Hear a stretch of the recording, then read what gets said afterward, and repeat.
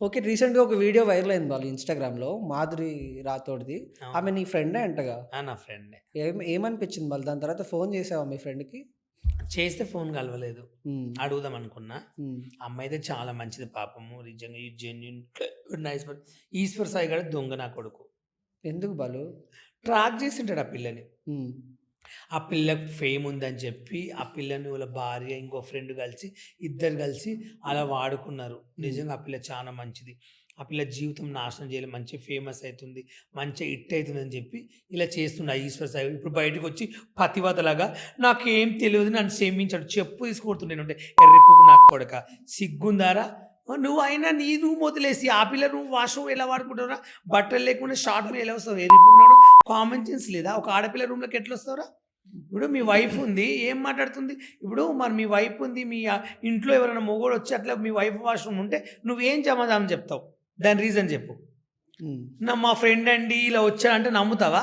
కొంచెమన్నా దిమాక్ ఉందా? ఏ రిపు కుమార్ ఈడికైతే అస్సలు సాంగ్స్ ఇవ్వొద్దు. ఇలా నా కొడుకుని అస్సలు హైదరాబాద్ నుంచి పంపించాలి ఫస్టు. ఈయన వల్ల ఒకరి జీవితం నాశనం చేసిండు పాపం ఆ పిల్లని. హ్మ్. అంటే మాధురికి నువ్వు ఒకవేళ సపోర్ట్ ఇయ్యాలంటే ఏం చెప్తావు బాలు? నేను మాధురికైతే కేస్ పెట్టాలి. మాధురికి చట్టపరంగా ఆమెకు సారీ జెప్పాలే. డబ్బులు భరించాలి ఆమెవి. ఆమెకి ఇన్ని రోజులు ఉన్న ఫేమ్ అంతా తీసేసినందుకు సారీ అని చెప్పాలి. హ్మ్. అంటే అప్పటికి ఇప్పటికి ఫాలోవర్స్ పెరిగారు గదా! మాధురికి. చూసావా వాళ్ళు? ఫాలోవర్స్ పెరగడం వేరండి. ఆ హ్మ్. అమ్మాయికి ఎట్లా 8,00,000 మందుండ్రు. ఆమె దగ్గర దగ్గర 1,000,000 దగ్గరలో ఉన్నారు. హ్మ్. ఫాలోవర్స్ పెరగడం గాదు. చాలా జెన్యూన్ మనిషి ఆమె. ఇద్దరు కలిసి ఒక సాంగ్ గూడా చేశారు గదా మీరు? చాలా నేనొక సాంగ్ చేశా హ్మ్. అమ్మాయితో. ఏ ఒక ఏ సాంగ్. సాంగ్ బాలు అది? అదే ఆల్బమ్ సాంగ్ చేశా. ప్రైవేట్ సాంగ్ హ్మ్. ఒకటి చేశా. అప్పుడెలా ఉండేదామె? అది చాలా మంచి నీట్‌గా మాట్లాడేది. అన్న అన్న అని ఫస్ట్ చెప్తున్నా కదా! నేను ఒక అమ్మాయిని చూడంగానే చెప్పేస్తా హ్మ్. క్యారెక్టర్. చాలా జెన్యూన్ పర్సన్.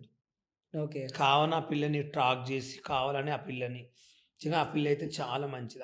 అమ్మాయి ఆ టైంలో మాట్లాడలేకపోయిందంటే, ఒక నిద్రమబ్బులో లేసి ఆ అమ్మాయి ఏం మాట్లాడుతది ఆ టైంలో? హ్మ్. ఒక మాట నేనే అగ్ని పరీక్షలో ఏం మాట్లాడకపోయినా అవమానించింది ఆడే. ఆ అమ్మాయి కూడా ఎలా ఉంటది? హ్మ్. నేను చెప్పేదది. ఓకే. ఒకవేళ ఇట్లాంటోళ్ళు ఎవరైనా ఇప్పుడు మీ మీ ఫ్రెండ్ సర్కిల్‌లో ఫోక్ ఆర్టిస్ట్‌లు గాని, మీ నార్మల్ ఆర్టిస్ట్‌లు గాని ఉంటారు.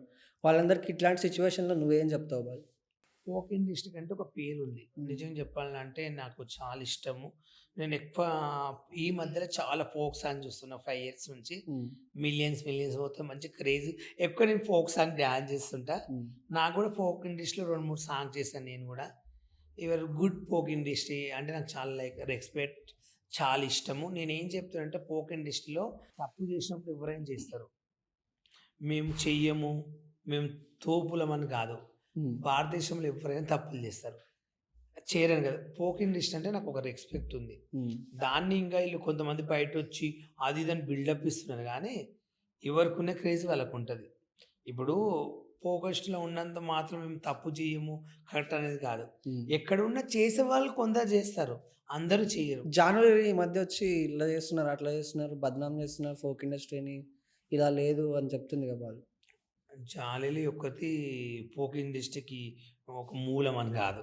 హ్మ్. దాంట్లో చాలా మందున్నారు. హ్మ్. ఈమెను ఒక్కతోతే చెప్పినందుకు గొప్పతనం గాదు. చాలా మందున్నారు. ఫోక్ ఇండస్ట్రీ అంటే నాకొక రెస్పెక్ట్. చాలా మంది నేను గూడా ఒక ఫోక్ ఇండస్ట్రీ నుంచే అనుకుంటాం. హ్మ్. నేను గూడా ఫోక్ ఇండస్ట్రీ సపోర్ట్ జేస్తా. నేను గూడా దాంట్లో ఒక మెంబర్‌షిపే అనుకుంటా. అది. ఒక పాట ఫోక్‌ది మంచి పాట. ఆడియన్స్‌కి బాగా నచ్చేది. రాత్రిలో జాము జాతరలో ఫుల్లు పాడాలి. 2 లైన్‌లైనా పాడాలి నాకు బాలు. మొత్తం రాదు. హ్మ్. హ్మ్. లాదు ఇది ఏది ఇష్టమంటే నాకు ఫోక్ సాంగ్‌లా చాలా ఇష్టమండి. హ్మ్.